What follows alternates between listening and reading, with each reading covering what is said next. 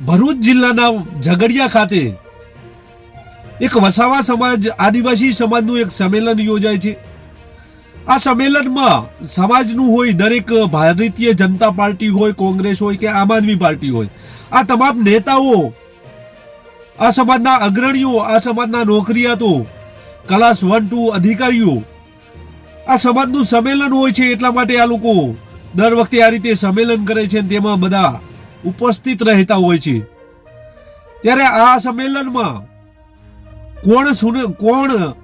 કોને શું બોલ્યું તે વિશે આજે આખો જે ઘટનાક્રમ છે એ ઘટનાક્રમ આજે અમે તમારા સમક્ષ લાવ્યા છીએ। તો જોઈએ કોને શું બોલ્યું તે વિશે। વસાવા સમાજનું દર વર્ષે એક સંમેલન મળતું હોય છે અને આ સંમેલન વસાવા સમાજનું હોય છે, જેથી સમાજના સંમેલનમાં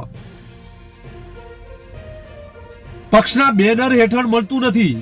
આ સંમેલન ભાજપના નેતાઓ કે કોંગ્રેસના નેતાઓ કે આમ આદમી પાર્ટીના નેતાઓ, આ તમામ નેતાઓને આ સંમેલનમાં આમંત્રણ હોય છે। આ સંમેલનમાં આઈપીએસ પોલીસ કર્મીઓ, ક્લાસ 1 2 અધિકારીઓ, રાજનેતાઓ બધા જ આ સંમેલનમાં આવતા હોય છે।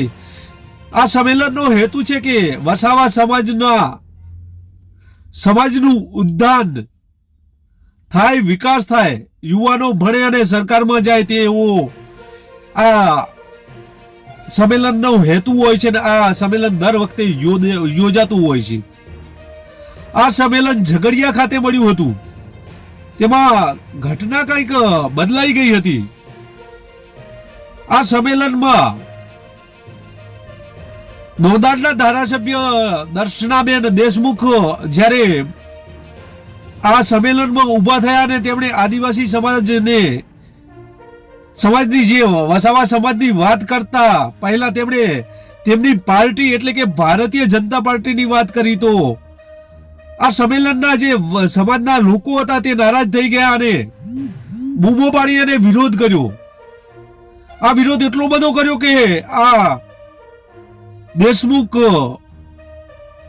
જે દર્શનાબેન છે તેમને આ સંમેલન બંધ રોકવું પડ્યું હતું અને સંમેલનને ટૂંકાવવું પડ્યું હતું।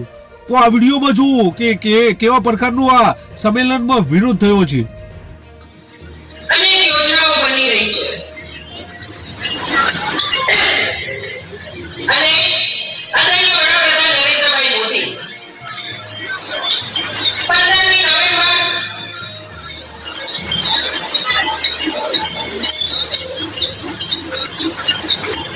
ના રોજ એક વિકસિત ભારત સંકલ્પ યાત્રાનું આયોજન કર્યું અને આયોજનના ભાગરૂપે જ્યારે આદિવાસી સમાજને કેવી રીતના ઊંચો લઈ જવો, આદિવાસી સમાજને કેવી રીતના આગળ લઈ જવો એ માટેની જે યોજનાઓ અમલમાં મૂકી, એ યોજનાઓનો લાભ લેવા માટે મારી આપ સૌને ગ્રામજનોને વિનંતી છે કે જેથી કરીને સરકારશ્રીની યોજનાઓમાં આપ સૌ પણ ભાગીદાર બનો અને જ્યારે સરકાર આ યોજનાઓનો લાભ લોકોને આપવા માટે આદિવાસી સમાજના ઉત્થાન માટે આગળ આવી રહી છે, ત્યારે આપ સૌને વિનંતી છે કે આપ સૌ આ યોજનાઓના લાભ થકી આગળ આવો અને આપ સૌ આ યોજનાઓ થકી આ સમાજને પણ, એમાં આદિવાસી સમાજની સાથે સાથે આપણો વસાવા સમાજ પણ જોડાયેલો છે, ત્યારે વસાવા સમાજના સૌ ભાઈઓ બહેનોને વિનંતી છે સરકારની જેવી યોજનાઓ છે એ યોજનાઓમાં સમાજને આગળ ત્યારે જ લાવી શકાશે જ્યારે શિક્ષણની વાત હોય। તમે આખો ઘટનાક્રમ જોયો, તેમાં જે દર્શનાબેન દેશમુખ છે તે પોતાનું પ્રવચન જે ભાષણ કરી રહ્યા છે તે અટકાવી આ રીતે બેસી જાય છે। ત્યારે આજનો દિવસ છે આદિવાસી વિકાસને ચર્ચાઓ કરવાનો દિવસ હતો, સમાજના વિકાસને લઈને વાતો કરવાનો દિવસ હતો, પરંતુ આજે પાર્ટીની વાત કરવાની સાથે જ વિરોધ કરવામાં આવ્યો હતો। ત્યારે આ ઘટનાક્રમમાં વિરોધ જોવા મળ્યો હતો। આ ઘટના પછી એક બાદ એક નેતાઓ પોતાના ભાષણ કરી અને આ રીતે બેસી જાય છે ત્યારે ભરૂચના સાંસદ મનસુખભાઈ વસાવા પણ ત્યાં હાજર હતા અને તેઓ પણ બોલ્યા. તેઓ પણ પોતાના પ્રવચન બાદ તેઓ પણ બેસી જાય છે. ત્યારબાદ આદિવાસી વિકાસ પરિષદના નેતા ડોક્ટર શાંતિકરણ નો વારો આવે છે. તેઓ બોલવા માટે ઊભા થાય છે ત્યારે આઈપીએસ અધિકારીઓને, બેઠેલા પોલીસ કર્મીઓને ભાષણમાં એવું કહે છે કે સમાજને બદલાવાની જરૂર નથી, કારણ કે બદલાવાની જરૂર તો તમારે છે. જ્યારે આદિવાસી સમાજ વિશે, વસાવા સમાજ વિશે જ્યારે બોલવાનું આવે છે ત્યારે તમે પક્ષ લેતા નથી, તમે તેમની મદદ કરતા નથી, તમે તેમનું નામ કેમ લેતા નથી? આમ શાંતિકરણ વસાવાએ તેમની આવી આકરી ટીકા કરી. આદિવાસી સમાજ જે પોતાનું કરીને ખાતો હતો, પોતાનું પાણી પીતો હતો, પોતાનું ગીતો ગાતો હતો, પોતાના વાજિત્ર વગાડતો હતો, પોતાની બોલી બોલતો હતો, એને તમે અનાજ માટે પણ ભીખ માંગતો કરી દેતો, નાનો મોટી મોટીને પાણીમાં બી ભીખ માંગતો કરી દીધો. અને કયા સ્વાભિમાનની આપણે વાત કરી શકીએ?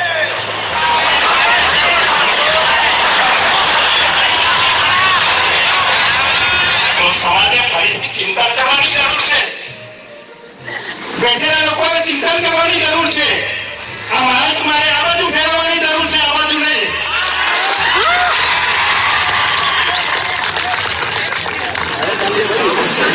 હોળીની વાત કરો છો, સ્ટેચ્યુ બન્યું ત્યાં આદિવાસીઓની જમીન ગઈ, ડેમોમાં આદિવાસીઓની જમીન ગઈ,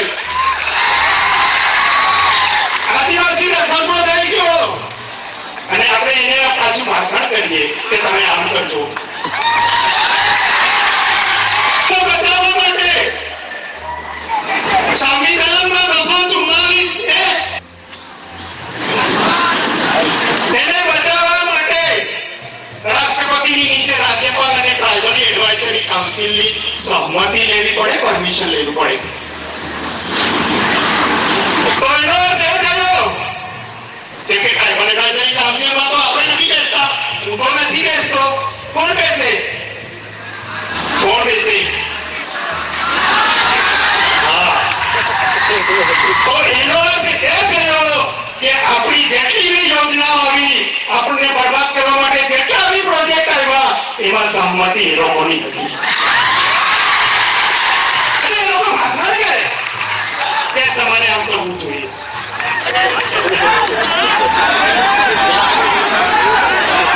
લોકો હોય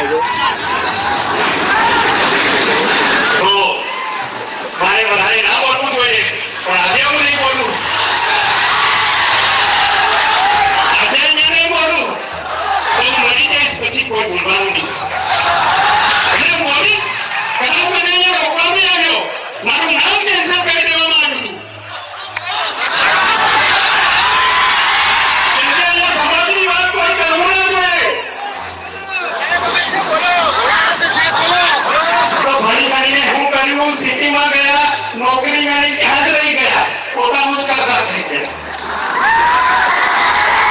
સમાજને પાછળ વળીને ગયો જ નહીં, મારા ગામમાં આવ્યો જ નહીં હું. એને ત્યાં પીધેલો નહીં મારો ભાઈ.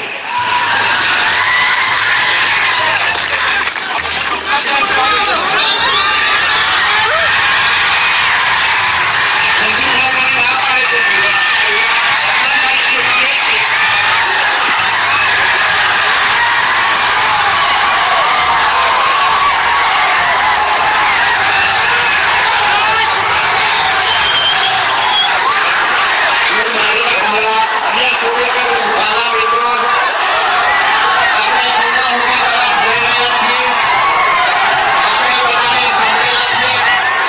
હતી. વસાવા સમાજમાંથી તેઓ સરકારનો હિસ્સો બન્યા છે. આ મામલે હું ગરમાયો હતો. આ ઘટનાથી મનસુખ વસાવા પણ નારાજ હતા. તેમણે પણ ઊભા થઈને આખી ઘટનાનો વિરોધ કર્યો હતો. આ સંમેલન પૂરું થયા પછી મનસુખ વસાવાએ જ એ જે ડોક્ટર શાંતિકરણ જે વિરોધ કર્યો, તે ટીકા કરી હતી, તે પણ સાંભળી લ્યો.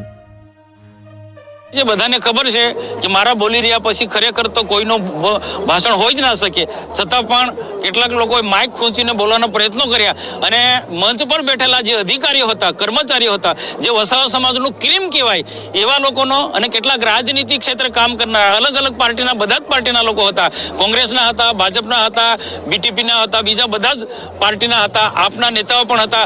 એ બધા એક શાંતિથી બેઠા હતા.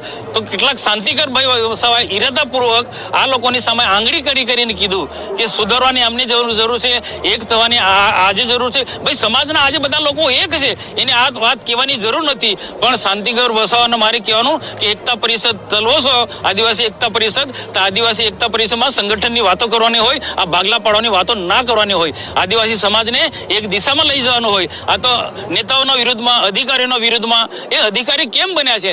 એના મા બાપે ભણ્યા છે, એમની પાસે કંઈક ને કંઈક આગવી સૂઝ છે, તો આદિવાસી અધિકારીઓ, કર્મચારીઓ નોકરી કરે છે અને સમાજની લાગણી છે આ આદિવાસીઓને, આ કર્મચારીઓને, તો આજે અહીંયા તો એમના તરફ આંગળી કરીને જે શાંતિગર વસાવાએ જે એમના પર નીચે ઉતારવાના પ્રયત્નો કર્યા, એમને ખરાબ રીતના ચિત્રો ના કર્યા, એને સખત શબ્દોમાં વખોડી કાઢું છું અને શાંતિગરને આવનારા દિવસોમાં હિટનો જવાબ. જોયું અને સાંભળ્યું આ પ્રકારે વસાવા સમાજના સંમેલનમાં થયું.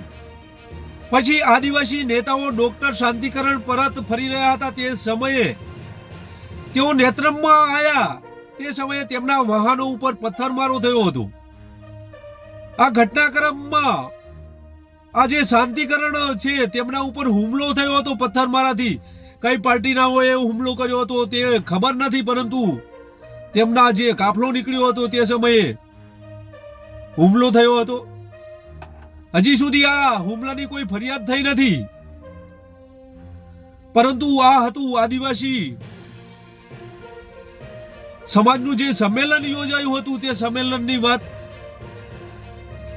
ફરી આવા જ ન્યૂઝ સાથે જોડાવા માટે અમારી ચેનલમાં જો તમે નવા છો તો સબસ્ક્રાઇબ કરવાનું ભૂલશો નહીં, કારણ કે આવા જ ન્યૂઝ ચેનલ ના માધ્યમથી અમે તમારા સમક્ષ આવા જ ન્યૂઝ પહોંચાડીશું. બસ એ જ. નમસ્કાર.